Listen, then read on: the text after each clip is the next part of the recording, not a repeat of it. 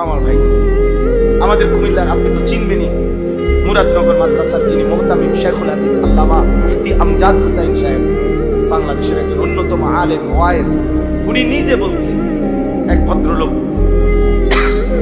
ওনার ঘনিষ্ঠ ওনার মেয়েটা আরেকটা ছেলের সাথে ভাগ্যা গেছে।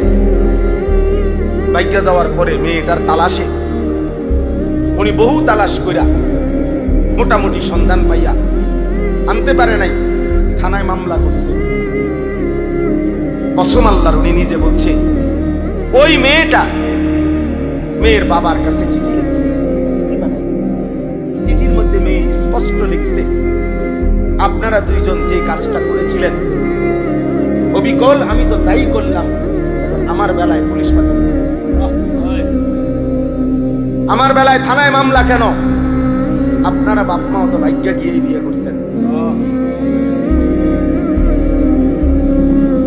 এখন আমার বেলায় থানায় পুলিশ পাঠালেন কেন, মামলা দিলেন? ওই বাবা অঝরে কাঁদছে যে হ্যাঁ আমার সন্তান, আমার দেশ,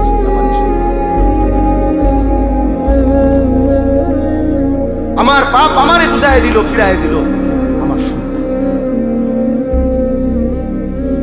এই জন্য প্রিয় সন্তান মনে রাখো, আমার কাছে আরবি কিতাব আছে, ইমাম ইবনুল কাইয়িম আল জাওজি রাহমাতুল্লাহ আলাইহির কিতাব আদ-দা ওয়াদ-দাওয়া কিতাবের নাম।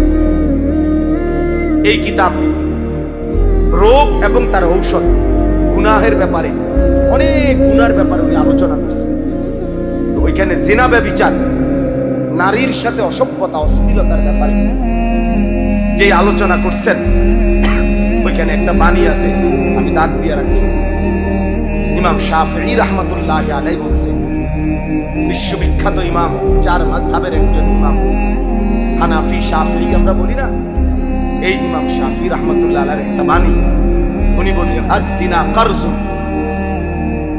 ইমাম শাফিঈ রাহমাতুল্লাহ আলাইহি বলছেন, যুবক ছেলেরা বাবা শোনো, উনি বলছেন জিনা এবং ব্যভিচার এটা করজ, এটা ঋণ।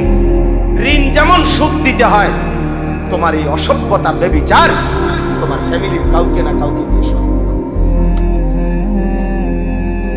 আল্লাহর কসম, তোমার যদি বিশ্বাস না হয়, এই কিতাব আমি দেব, এবং এই কিতাবের বাংলা অনুবাদ আছে, তোমারে শোধ দিতে হবে। যদি তওবা না করে ফিরে না আসে, আল্লাহ যদি মাফ না করে, দিতে হবে। জিনা এবং ব্যভিচার কর্জ।